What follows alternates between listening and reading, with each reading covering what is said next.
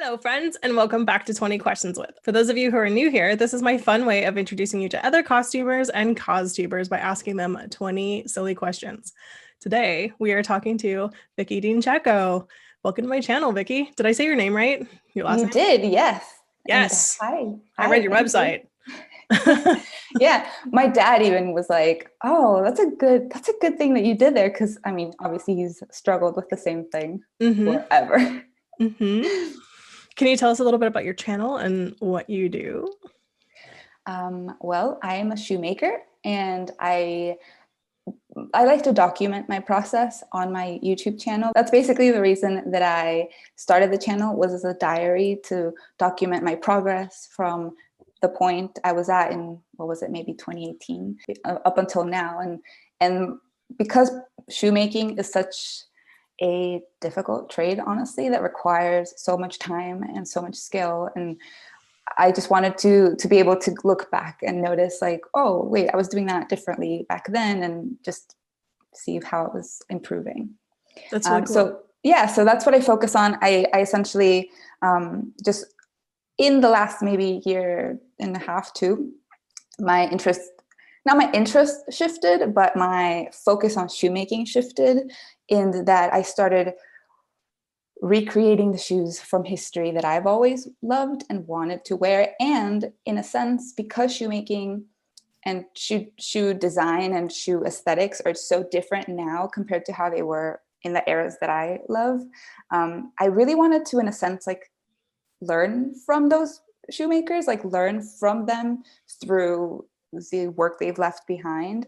So in a sense, that's my focus now for my YouTube channel, has been more so my recreation of the vintage or antique shoes that I love so much, and the silhouettes that I like want to achieve so badly. So that's basically what I'm doing with YouTube now. That's so exciting. For those of you who don't know, Vicky has made me a pair of shoes, and I'm really excited. I just, upon this recording, have released the video that I made about the process and my shoes and my unboxing and stuff. So I will leave a link to that there and down below. And if Vicky, by the time this goes out, has released her video about that, then I will also link it above and down below. And if not, look out for that. Are you ready to play 20 questions? Yes, let's do this.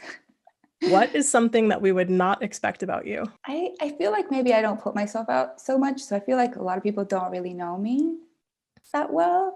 I agree. So I feel like, that's actually something I really want to try to do, because a lot of times, and this is sidetracked, but a lot of times I feel like I'm just putting my work out, but not Mhm. me. And I Yeah. want it to be associated to me because it's a part of me so deeply. But honestly, I basically imagine that anything could surprise people. Yeah, that's But true. people don't know me that well. So I could do this thing with my fingers. They're like, Oh, whoa. Okay, that's another question that isn't on your list, but it's like, do you have a stupid human trick? That's yours. there you go, two in Wow. one. That's kind of, yeah, that. And I guess, well, one thing that is curious, I don't think it maybe would surprise anybody, but I think it's kind of neat, is that I'm slightly ambidextrous. So like, I'm left-handed technically, but when I'm shoemaking and cutting with scissors, I do it with my right. So I like switch back Whoa. and forth. So when I'm like shoemaking, I'll like be doing this side and like hammering, and then if this angle, I'll go ahead and do this and then hammer like that. Like I can definitely go back and forth That's so between the. useful, especially because shoes are like, curved Mhm, and stuff. mhm. So like that seems like it'd be a really useful tool in your arsenal. Yeah, definitely. And I specifically mentioned cutting with scissors in my right hand, because even though I'm lefty, I can't use scissors on my left hand. Whoa.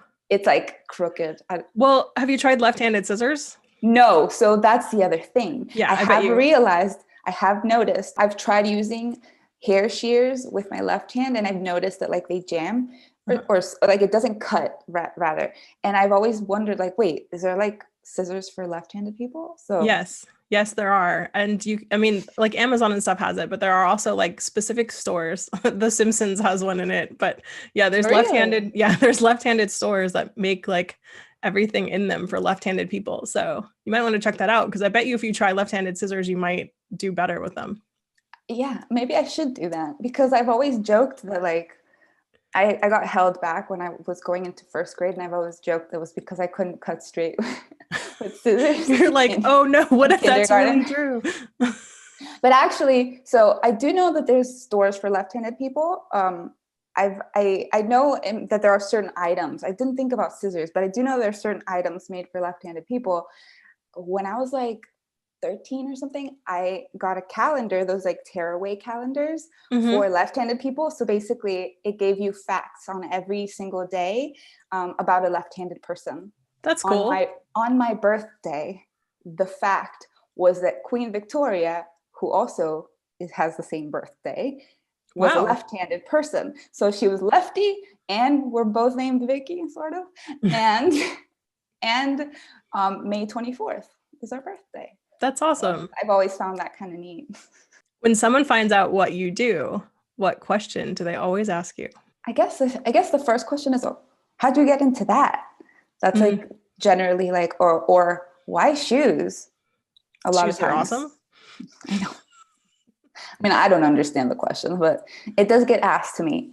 Yeah, I guess that's like the first reaction is normally like, no way, that's cool. But yeah, in terms of a question, it's like, oh, how'd you get into shoes? Or like, why? Yeah, like basically that's yeah.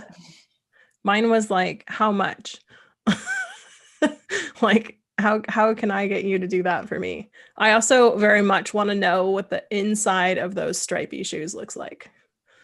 Well, honestly, because it's the same concept as any other shoe in the sense that there's the lining, so that inside you don't really see. I mean, like, of anything. Did you stitch all those pieces together? Oh, yeah. Yeah. I did. Yeah, I did. Which is why like people have been like, ooh, how much do you charge for this? I'm like, I don't even know, honestly. Because it was really time consuming. So I'm getting a new sewing machine that is much better than this one. And it's supposed to be like, helps you like glide through things. So I'm hoping, like fingers crossed, that it'll be easier to navigate and the stripy shoe will maybe be a little bit easier to put together. That's my hope, because it's like more precise machine, all of that. I am going to remake those shoes. I don't know if you saw on Instagram, but I'm remaking the shoes because the first time I did it, I only did a sample, like a single one. It was my first time ever making a heel shoe. So I like, nobody had taught me how to do it. I kind of was like figuring out based on the information that I know about shoemaking. So I didn't really feel confident enough to make a pair. But wait, there's only one shoe? Yeah. Secrets! You heard it here, kids. There's only one left shoe. I generally sample with the left foot and I start patterns with the left foot. That's pretty standard. Actually, like an industry standard is to do the left. And depends on the patterning method that you use. I use the method where you're only doing the left foot and the outside of the left foot only. Why? I don't know, actually. That's just how I learned. Like, I'm sorry? I feel like my right foot is bigger. It's exactly the same. Is it? The last is different. So that's the only thing where maybe it varies. So in your shoes particularly, because I modified the left foot, the left last, I had to tape both laterals, so the outsides of both left and right, to be able to compare, see how much more was in the right, to then fix that for your shoe. But that's not the norm. I generally just go with, especially like when I'm making a sample or just for myself, I make the pattern from the outside on folded paper, and then you open, you have the full pattern, and then you flip it and you have the other shoe. Wow, that's amazing. Wow, that's so interesting. I can't even imagine trying to stitch still that shoe together. Like I'm still stuck on like, damn girl. And it's like, it's so perfect. It was a lot of work. It was really a lot of work. I like I said, I want to do it again because I want a pair and because I want to practice. I definitely want to get it better. And because there's another shoe, that I saw maybe a couple months ago on Instagram, also from the 20s, I think. And it's stripy, but like on steroids. And now I want that one. So I'm going to make my version of the stripies again to practice the stitching before I move on to, torturing myself with the other one. But it has like many more cutouts, but it's like, oh, it's so good. I have to. I even bought the leathers and everything already. Like, it's good. I'm good. And I started the pattern. Like, I can send you a picture later of like what I basically drew it on the last. I wouldn't say I started the pattern, but I drew it on the last, which is the first thing that it took me a minute, because I was like, wait, like this. No, wait, I'm skipping this row. No, start again, because it's so many different little cutouts and stuff, but it'll be good. If I manage to get it done, it'll be so good. That's so awesome. That's so cool. I cannot wait to see that. What is something that a lot of people are missing out on because they don't know about it? Venezuelan food. I would agree with that. I would agree with that. Yeah. I mean, Venezuela is one of the few places I haven't been. I mean, I haven't been to lots of places, but like it's one of the places that I actually really want to go, and I want to go because of the food. Yes. And like as an American, that's not a thing we can do right now, but like you don't want to go anyway right now, but I want the food and I want to go there and get the real stuff. I get you. Okay, so luckily Miami has really good options, like really good, legit, really good options. And I know one place in LA that also has really good options, like legit, like you can go have the stuff and it'll taste pretty much like it does back home. The reason I say like don't go now because the situation over there is pretty bad. So even for food, like I don't think there's the resources even for the way that things used to be. So luckily, like I said, there's plenty of people who have immigrated and have actually been able to do, like, one of our biggest things are cheeses. Fresh cheeses. And when I left Venezuela, I thought, great, I'm never going to be able to have this. Like, why?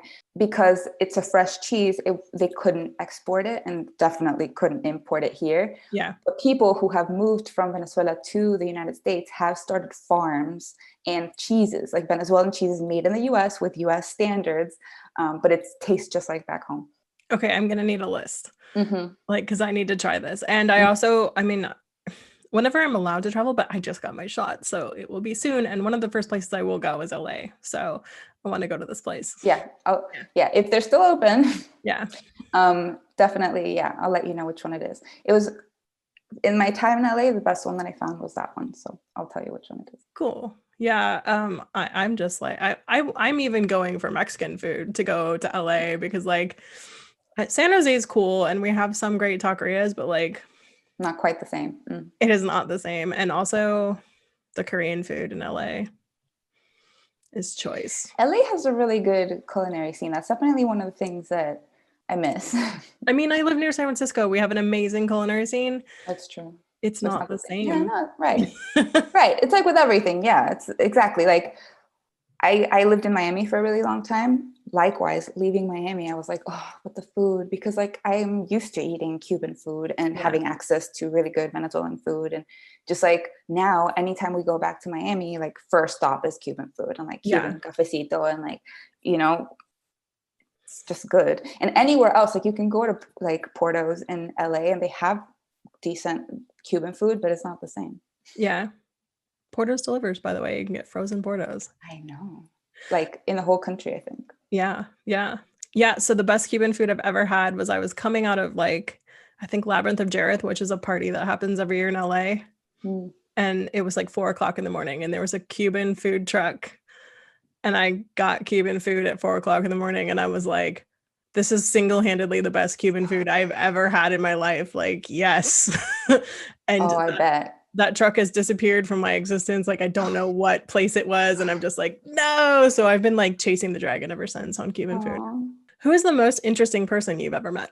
You know what's really interesting? That whenever, I don't know if this happens to everyone, but anytime I get asked a question, my brain automatically goes blank. Yep. I have recorded 32 of these now, and that happens to nearly everyone. It's like I maybe on a regular day, having a normal conversation, I'd be like, you know, who's the most interesting person I've ever met? But like right now, I'm like, wait, I don't know. My grandmother, one of them. My dad's mom, she was a judge back in Venezuela, and she wrote a little book about the story of the family, like before she passed. So I've always found it fascinating, like sort of that anybody that is willing to like write it down for people like me who are actually interested. She wrote about how back when Venezuela had like the colonizers and all that, and they were not the colonizers, because that was like the 1750s, I think. Much later, obviously. My great grandfather, I think it is, Italian, with a French wife. They moved to Venezuela, and he ended up getting awarded a big chunk of land to drill for oil. And then one night he suddenly dies. And he was pretty young. He died suddenly.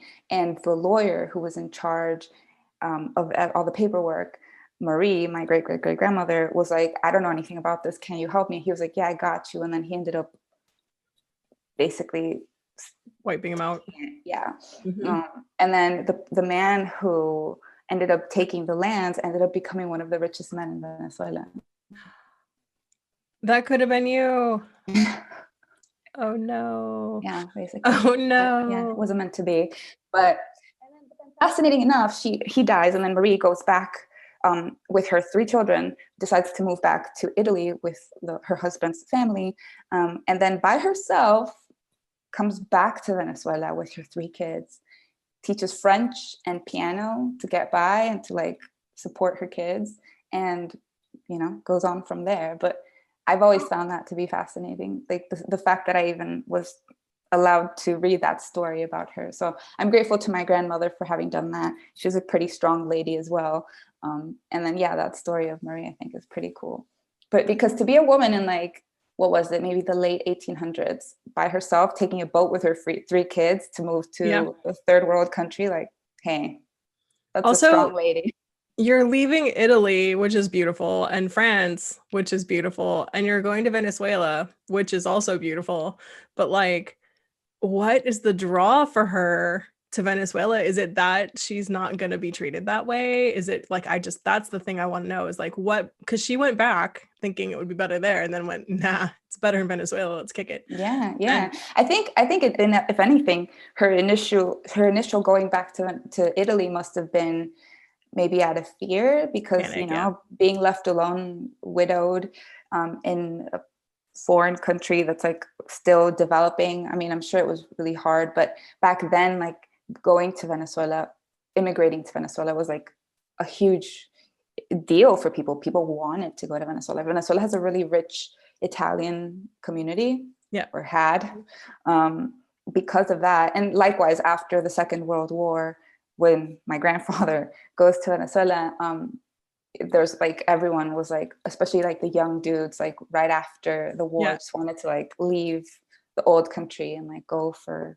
the Caribbean. So that whole coast of South America actually has a lot of Italian. Like, you would think that there were not that many Italian people in this world. Holy crap, there are a lot of Italian.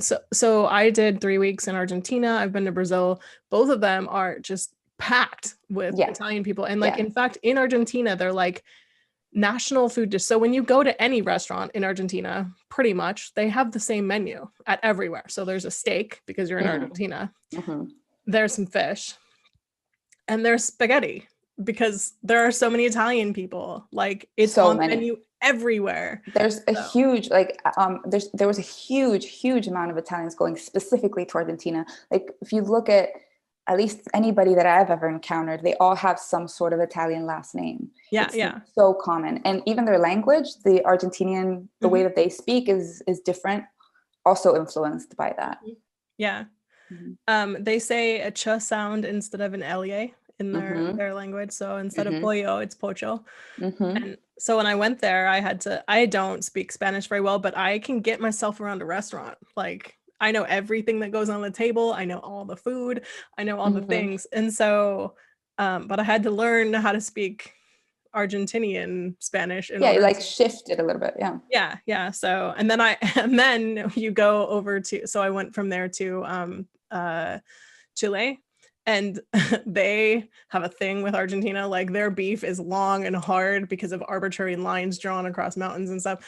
And so they can tell when you've been to Argentina because you're still accidentally doing it. And they're like, "You've been to Argentina." And I'm like, "Dude, I'm from California." Like, Sorry. it's very funny though, because in Argentina, like I said, all the menus are exactly like that. Yeah. Chile is exactly like California. Like it's like they took California and flipped it upside down and stuck it on that coast, because they have Really? like, there's Benihana, there's Applebee's, there's Starbucks, there's like all kinds of like not that I would ever go to Starbucks or Applebee's in those places. Right. But I did go to the Benihana like place because I was like, oh my god, I've had 3 weeks of tepin, or of like, I didn't really eat there that much steak in Argentina, so I was just eating salads mostly, and I was like, Mhm. oh my god, I can get teppanyaki. Chile is a very super interesting place too, though. I've Like, not, yeah. I've never been to Chile. I do have a lot of friends over there. A lot of my like high school friends ended up over there, just because immigrating to the US is not for everyone. yeah. So a lot of my friends are in Chile, and I've never personally been. I want to just to go see them. And then I have been to Peru. Have you been to Peru? Oh yeah. Yeah. The food in Peru is really good too. Yes. Chile's food is very similar and very, very good. Mm. Also, the top reason I would suggest Chile is because they enjoy laws, whereas the rest of South America is like not like laws, but like lanes on streets are sort of Driving. suggestions in most. Mhm. I grew up in South America. Like I grew up in Venezuela, and when I went to Peru, I was gonna have a heart attack. I was like, "Wait, what's going on?" And my husband was like, "Don't worry, that everything's fine." I'm like, "Are you sure?" Because I can like literally put down my window and touch the car next. Yes, you They drive can. so close, and like maybe 3 lanes turn into 7. Seven. And like, and then the bus comes in. You're like, "What is going Why on?" are you even doing this? Yeah. And in Chile, they all stay in their lane. They obey stoplights, stop signs. Like they let pedestrians cross. Like all sorts of things happen in Chile that don't happen anywhere else. That I'm just like, okay, if I have to flee America, I might be in Chile. Okay. I guess I shouldn't say that on the internet just in case I Yeah. ever have to, but whatever. Yeah, Chile's badass. Like, and I hands down the food is so good. But yeah. Mm.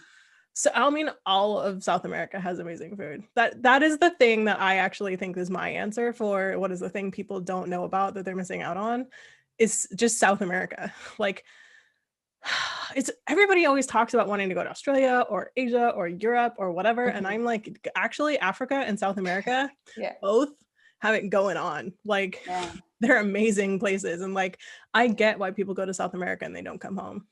Mm. Yeah, it's different. Obviously, for me, it's different because like I grew Yeah. up. So I'm like good. Yeah. You're like, I'm out. Yeah, and my dad couldn't. My dad's a very like organized person, so him living in South America, he always said I was born in the wrong place. Like I was supposed to be born somewhere with like like strict laws or like something like people drive properly. So now he lives in Canada, so he's happy. Chile might be good for him. He might enjoy that. There you go. Yeah. But yeah, no, definitely South America is beautiful, and like you said, yes, the food is very good.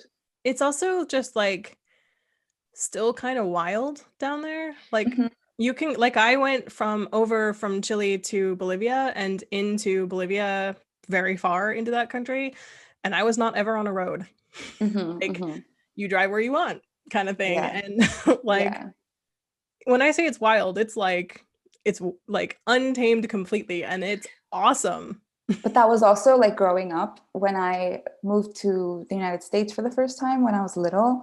That was something that actually kind of like irked me, was that I would tell my friends, "Oh yeah, well I'm going back to Venezuela for the summer." "Oh, okay, cool. Do you guys have movie theaters there?" And I was like, "Yeah." Of course. "Do you have streets?" And I was like, "Yeah." Like they kind of like imagined it was all like, Jungle. wild, overgrown, and snakes everywhere. I'm like, No. The great thing about it is you can choose like your level of what you want. Like you can go to the wild places and the jungle and the desert and all the places and go to the places where there are no other people. Like the Atacama Desert is off the chain. But like then you can go back to the city and be in like Lima or wherever, and you can enjoy a normal city where they have Applebee's. Yes, exactly. Right. One of my regrets actually was I never went to the Amazon. And I could have, because we have the Amazon in Venezuela, and I just never did. I never went down to like check it out. The opportunity just never came up. I didn't really have friends planning, like it just didn't happen. But I wish I had seen it. And like Angel Falls, I would have loved to see. Yeah. Every time I see Up with my daughter, I cry. Yeah. Well, for many reasons, but that being one of them. You can still go. I mean, you may not be going back to Venezuela itself, but you can go in the area. Yeah, I guess I could go through Brazil. I technically, like legally, can't go back to Venezuela because in my passport, it says that I'm from Venezuela, and the current government only lets Venezuelans in and out with a Venezuelan passport. And I don't have Venezuelan passport anymore. So if I go to Venezuela as an American citizen, I cannot leave. Right. Yeah. Yeah. So that's not fun. Yeah. You could experience like at least the jungle and stuff. Like you could. Yeah, from like Brazil. Yeah, for sure. Yeah. Oh, well, side note, really quick, little note that just occurred to me when you were talking about the jungle and like Peru, specifically Peru. My mother-in-law and father-in-law, it's really neat story. So my father-in-law has always been a hotel man. Like he worked in hotel chains for his whole career. And for a period of time when they were young, before they had kids, they went to go work a hotel in the jungles in Peru. And their next door, and so they had the suite in the hotel, that's where they lived. Their next door neighbor was Mick Jagger. Oh my God. There's a picture in my in-laws' house. There's a picture of my mother-in-law with Mick Jagger. That's amazing. Wow. Yeah. I did not know that Mick Jagger had a place in Peru. No, he like lived in this hotel for a period of time with his then girlfriend or wife. I don't know. Wow. That's cool. So like literally in the hotel next door, like the room over was Mick Jagger. Yeah. That's crazy. Wow. I wonder if they heard all the parties. I'm sure they did. Apparently my mother-in-law was like constantly getting invited to stuff. She was like, okay. No, that's not for me. Yeah, too much. But still cool. Like he like had a nickname for her and everything. It's interesting. Yeah, it's cool. It's fun. It's a fun anecdote. That's so awesome. What skill or talent would you most like to learn? Okay, so the first thing that comes to mind is beading. Like I see like Lauren, Virtuous Courtesan, she'll do like the beading, like drum beating. Is that what it's called? I'd love to like drum. It's like a drum, no? It's like the stick. You see, I know nothing about it, but she. Yeah, I'm trying to think of what that name is. Yeah, I would love to like learn to do that, even if it's just like for a hobby. Tambour. Like tambourine. Okay, so in Spanish, a drum is tambor. That's why. Yeah. I'm like, it's not drum, but I know why you were saying that. I was like, Okay, yeah, I think that'd be kind of neat. That skill. Like, I'd like to learn to do that. That's cool. Yeah, I want to learn woodworking. I will do that at some point. Yeah. I might do the beading thing actually at some point, but yeah. I mean, you could do it to shoes too, which is cool. That's why. That's the thing. My whole thing always revolves around shoes. Like anything that I want to learn revolves around that. That's something that I could like potentially apply to that. I don't know. I'm obsessed. What can I say? I mean, that's great. It's great that you really love what you do. I really do. The shoemaking aspect of it really takes a toll physically. I actually was having a conversation with Nicole recently about this, like how it really takes a toll on me physically. And there's something that I'm trying to figure out in terms of like doing this forever, or do I find a way to maybe outsource some of it, or find a way to do like a ready-to-wear collection, or like something to like my income doesn't only rely on my physical ability. Because like if I have a headache, what do I do? You know, like, do I not Yeah. work that day? You know, so that's something that like, I don't know. That's the one thing about shoemaking that I still have a hard time sort of processing. But in terms of footwear itself, I love footwear. I've always loved footwear since I was a little kid. When I was 5, I remember I have like memory really far back. That's probably my like neat human trick is like, I can remember when I was 3, like I can also. I don't have movie, but I have pictures. I remember things like I remember movie, like moments, whole moments. But anyway, when I was 5, I begged my mom for shoes, like high-heeled shoes. She was Wow. like, yeah. And she was like, no.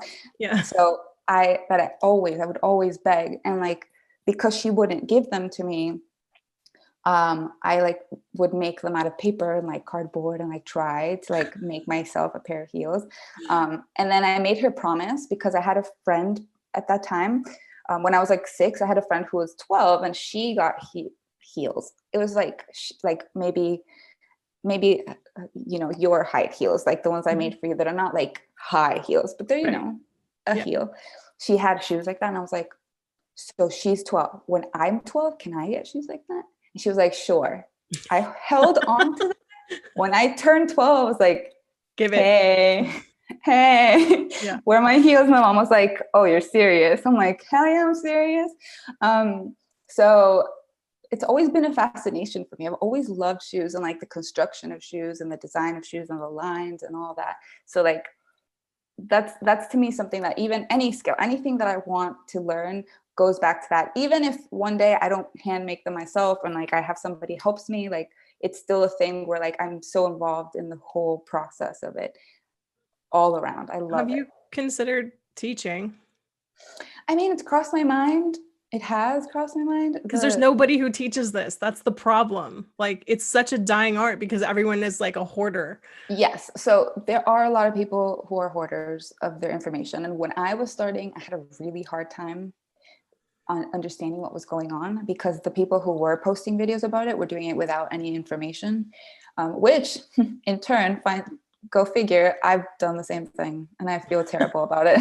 Later, I was trying to be all like cinematic and cute about it with like the music. And then I'm like, wait, people like me who like are looking for the information aren't getting it. I'm doing the same thing.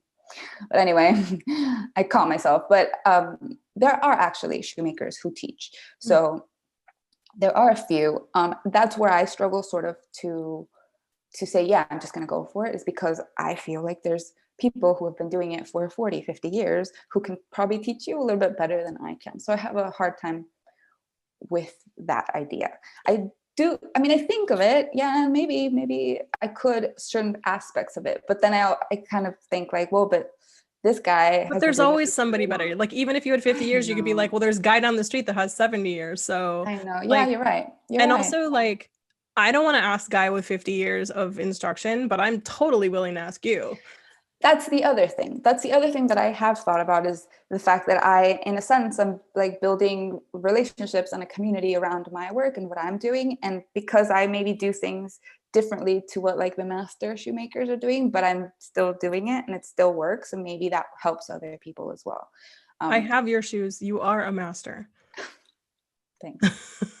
Like I would love to learn how to make those. Like that's amazing. Right? Like even a rudimentary pair of something like that would Yeah. blow my mind, just like, and also how can people develop new techniques and stuff unless you sort of give them the room? Like, learning from the master means you have to do it like the master all the time. But like, Yeah. what if we gave people the base tools and let them Sort of go flourish? from there. Yeah. Yeah. Yeah. You're right. Yeah. Yeah. What about becoming an adult caught you completely off guard? I think the thing that I'm currently struggling with the most is having to come up with and cook every single meal. Why is that so hard it takes so much time. It takes so much energy every day at 5 o'clock. I'm like, Bob's, we have to talk about the question. And he's like, I don't know. And I'm like, that is by far the one thing that I like yesterday. Yesterday was like, I cried to my husband, I'm miserable. I don't want to think about food anymore. It's like, And it's horrible to say because I'm grateful that there's food in my house. But like, honestly, I think the element that is the worst is the question. Yeah. What do we eat? Like, what do I cook? We What, have so like, the much choice here. creativity, the Yeah. creativity of it is the problem. Because Yeah. like, if you told me, hey, we're doing this, cook it, I'd be like, cool, I can cook it, no problem. The problem is having to think like, okay, it's 9 a.m. Let me defrost this one thing because Right. at 1, I'm going to cook this one thing. Like, oh my God, that is by far, I think, as an adult, the worst part. Not the worst part, but definitely one of the things that like caught me off guard for sure. Yeah. I can't even think far enough ahead to take the chocolate twist from Porto's out of the freezer 8 hours in advance. Because that's what you have to do if you want to eat those. And I'm like, we're never going to eat these because like I don't have 8 hours ahead on this at all. Yeah, who plans that? Right. So I struggle with that. And recently I was sort of thinking like, why was it that it wasn't so much of a problem until now? Right now, it's because I have a daughter now. Like she actually has to eat a certain time. Like she has to eat 3 times a day. When it was just me or just me and my husband, like before our daughter, like we could just, get into work and not think about it. And maybe it was 5 p.m. and that's when we were having lunch and like we could maybe skip a meal. Like I didn't really, maybe it's not the healthiest thing, but like I didn't really think about it so much. Or it could be like, I'm really busy today, I'm going to eat a sandwich, you do you type of thing. But now it's like I have a kid, so now I have to think about like, okay, what do we do for lunch, like for real? Not just like something quick, something that's like nutritious. And like that's definitely, I think, the hardest part. Yeah. We graze a lot. We call it grazing, where we're like, you are in charge of yourself. You go to the fridge, you figure out what's in there and you make that thing. And then maybe if you're feeling real generous, like you're making some eggs or something, you go, hey, You make do you want an extra. egg? Yeah. Yeah. But we used to, at the beginning of the pandemic, because man, we ate out all the time beforehand. Like we would just go get food because there's so many more choices. And also like if I feel like Bolivian food at 3 o'clock in the morning, I can have that. Right. Mm-hmm. So like now I'm like, well, we have the same 6 things we've had the entire time. Which one of those do we want? And so like we went from having a planned meal like all the time to like we graze like 4 days a week. Yeah. I mean, but it's fine because It's just us. yeah, exactly. It's just you. And Yeah. and that's okay. And like everybody sort of figures out their own thing. And kind of honestly, I kind of miss that a little bit. Yeah. Yeah, I would too. Mhm. What is the best advice you've ever been given? I think just to love yourself. Self-love, I think, is by far the most important thing that we all have to have, and we're lacking a lot. Mhm. People are lacking. I've, struggled with that a bit. So I think by far that's like the message of like, love yourself. You are worthy. You are good enough. Like you are, all those sort of like messages, affirmations have been, I think, the best advice, because that applies to everything. That applies to career. That applies to personal relationship. That applies to everything, to your health. I think that's the most important, sort of like all encompassing advice. That's solid advice. Yeah. What animal would you choose to be? I haven't thought about this too deeply, but I think the first animal that comes to mind that I love, and every time I catch them, it gets me really excited, is a hummingbird. I Oh, think they're so beautiful. And I don't know, growing up, I always like wished I could see one. So every time I see one now, I feel lucky that I get to see one because they're so quick and cute. And I've always thought, a bird, because I love the idea of like flying and seeing things. And yeah. Do you know that I see people in my head as colors and also animals? No. Yeah, it's like it's a mild form of synesthesia or whatever. So like when I close my eyes, sometimes I get people's color and you're like an orange.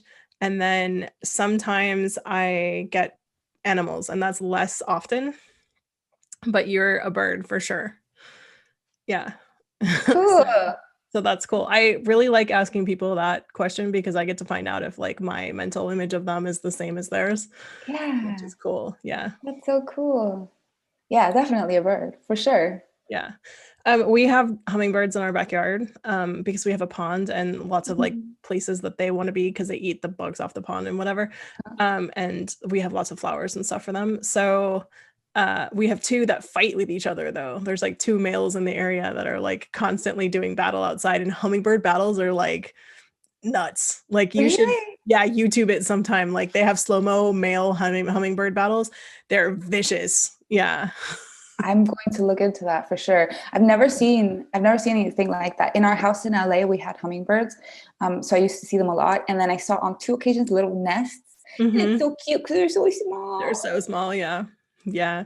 How superstitious are you? So I'm not really, not superstitious. No, no, Cool. not really. What fictional world or place would you like to visit? Hogwarts. Oh yeah. So, I mean, I have a giant Hogwarts tattoo. Like that's my place. I love Harry Potter. I love the whole series. I love the whole world and Fantastic Beasts. Like I love everything about that. Like sort of like parallel universe that you can like dive into when you're watching movies and going to Universal. Yeah. Love it. Yeah. Have you been to the studio tour in England? No, it's on my list. Get yourself there. It is, I've been there, I think 3 times, and I'm still like, oh, I would go again, 100%. Like, no, that it's it's off the chain, like 100% you should go. Yeah. It's on my list for sure. Yeah. If you could live anywhere in the world for a year, where would that be? I did think about this question. I have three, but you are asking for one. So You can tell us all three. People are interested. I will tell you all three. Great. Thank you for that. I have three places that I would love to spend a year in. So I would easily just, not pick one and just do all three. I can be gone for 3 years. All good. Let's do it. The first one is England. I love England. I want to spend a year or more there. The second one would be Provence, south of France. I would love to spend, an artistic year over there. And then the third one is Florence, Italy. I love Florence, Italy so much. Yeah, that's a beautiful. Every time I go and I leave, I cry. I mean, Italy, the entire place is just like, it's almost unreal. Like it's like, yes. I keep people ask me about it and I'm like, it's like Disneyland, where like, except it's real, but like it looks so fake, but it's actually real. Have you when in Italy ever taken a road trip or driven between cities or something like that? Mm-hmm. That to me was the most fascinating experience. When I graduated high school, my grandmother gifted me a trip to Italy to go stay at my family's apartment. But when we were there, we took a road trip from Pescara, where my family's from, through to Rome, and then up to Florence and Pisa, and then Venice. Mm-hmm. That to me was insane, because on the road, you're looking at the mountains and these medieval towns encrusted in the mountains. And I was like, it looks fake. We go there. It's so cool. And then I got to go to one of the medieval towns, and the castle is, you could just walk in. It's a town, so there's no it's not gated, or you could just walk in. So I walked into the castle and up to one of the towers, as high as I could go. That is the most epic scenery I've seen in entire. It looks like a painting. My brain could not grasp the magnitude of the space in front of me. It was insane. It was insane. Florence, though, to me in particular, I've always had a particular affinity to it. To me, it's the perfect size place. I can walk the whole thing. Mm-hmm. When I've been there, I have walked the whole thing. I don't take taxis or anything. I just oh, we have to go there. Fine, it's a 20-minute walk, but you can literally walk the whole town. No, and every place is beautiful. It's nuts. And everything is beautiful. The gelato is really good. Yeah. Vivoli is by far my favorite gelato in the world so far. Oh, that's something people don't know about me. I love ice cream. I'm an ice cream. I'm gonna say I'm an ice cream connoisseur. Honestly, I love ice cream. By far, the best ice cream in the United States that I've tasted is Jenny's. Jenny's. Mm-hmm. That is the best ice cream. In LA, when I first got to LA, I tasted Salt and Straw. Salt and Straw is good. Jenny's is better. Cool. Yeah, that's my opinion on that. I also very, very much like ice cream. I will take ice cream over any other dessert always. Yes. And in terms of gelato, I mean, to me, that gelateria in Florence trumps all ice cream. But if we want to talk just specifically gelato, Vivoli in Florence is the best. It's so good. You heard it here. We have a gelato place in Los Gatos, which is a town close to me, and they have a gelato. I like Oreo ice cream a lot, and they have a gelato called Oreo Gasmic, and I'm like, aptly named. This is amazing. It is like sex in your mouth, and I'm just like, thanks. So good. If you could choose any two famous people to have dinner with, who would they be? They must be alive. Andrew Scott. Andrew Scott. Okay. Oh my God. Have you heard Andrew Scott like reciting poetry on YouTube? No, but It's I will beautiful. check it out as soon as I'm done here. It's beautiful. Yeah. Who could we go out with? Andrew and I. Who would add to that mix and make the conversation excel? Right? Really good. I mean, the first person that comes to mind isn't even something like that I would be like, oh yeah, but I feel like the conversation would be really good if it was Andrew Scott and Phoebe Waller-Bridge. Like that would be fun. That would be a fun like outing. You know? Yeah. I so mean, let's go with them. Okay. Yeah, they're fun. if you could have a personal assistant, what would you have them do? Get me food, cook the food. No, I'm kidding. A personal assistant, I mean, yeah, I would probably teach them some shoemaking so that they could help me with parts of the process. That would probably be the best use of a personal assistant. Yeah. So basically an apprentice. Yeah. What is the best item that you have purchased during COVID? I will say that I found some pretty neat turn of the century machines for my workshop. Oh, that's pretty cool. That is pretty cool. That is pretty awesome. And they're very useful. So that's cool. And beautiful. They're beautiful. The design is so cool. And it's so simple in the mechanism, which is why, 100 years later, it still works. So yeah. Did you put that on your Instagram? I'm like trying I did. Yeah. I bought 2 different machines. Yeah. They're one of them is to like set eyelets, and it's French. And the other one is also the same brand, French, but I bought it here in the States. And it's an aglet setter. So it's to set the metal tips on shoelaces. Yeah.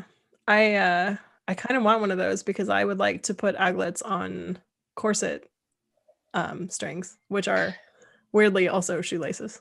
Yeah. Oh. Yeah. Well, I mean, yeah. I use really long shoelaces, essentially. It's the same material. Right. Oh, that's cool. I did not know that. But yeah, I did know about the aglets because I remember I got some aglets from, what was the name of the store? Richard the Thread. Yeah, so that's what they have them for corsets. But yeah, the machine was really cool.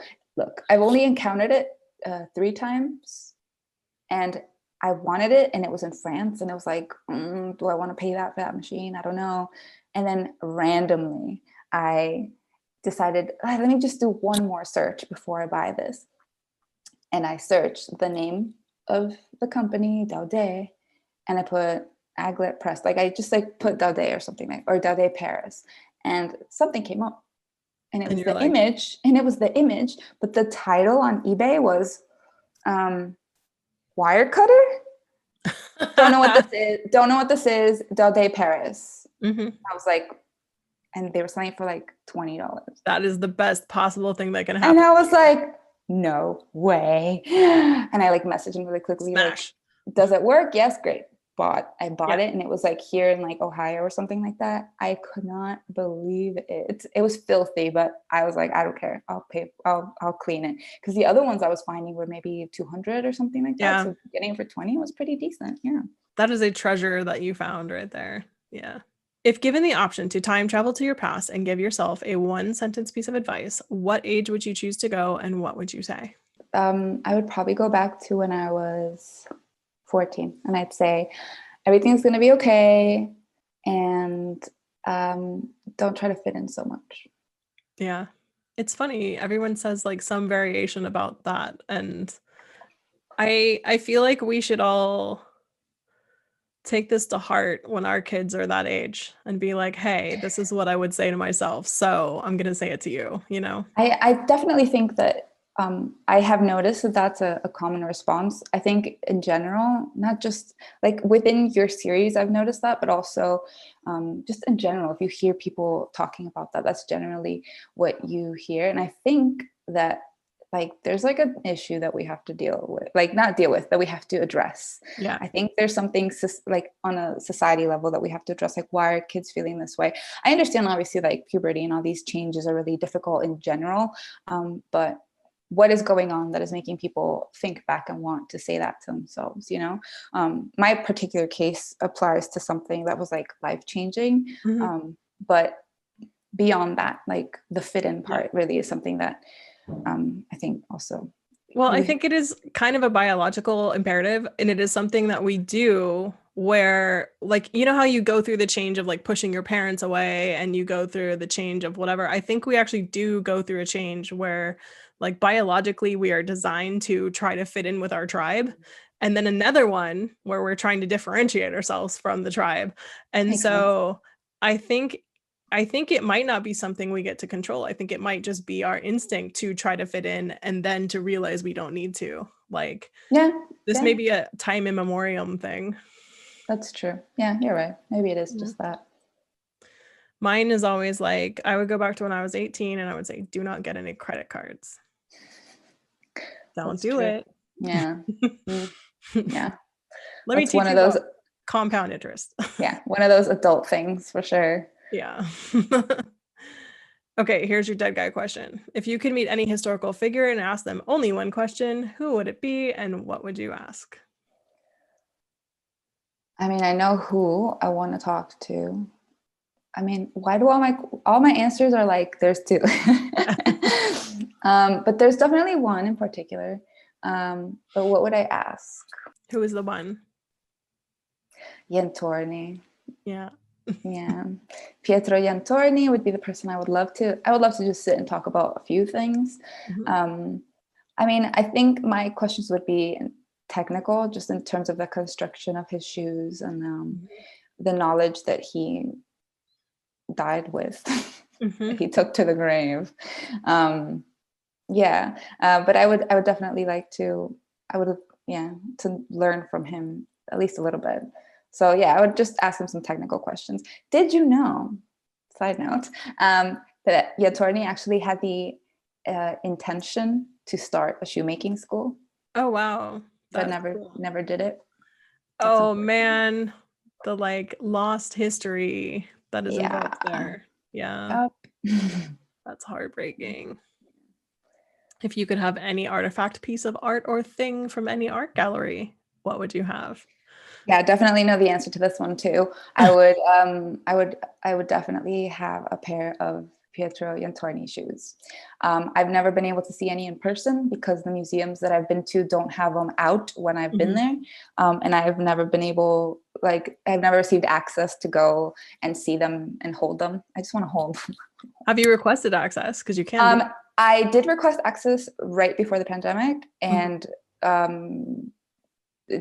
requested it, and then they replied saying, "Oh, are you working with like a grant?" And I said, "No," and that was the end of that. I can send you $5 and then you can say, "Yeah, I'm using the Noel Padoan shoemaking grant." Okay, we'll do. I will do that. I'm definitely going to try again once everything reopens. There are museums that have it, and there is one that I already know is willing to show me the stuff, but it's in France.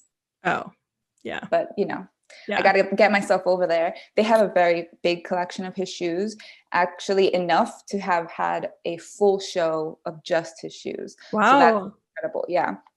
And they also have his diary. You need to go there.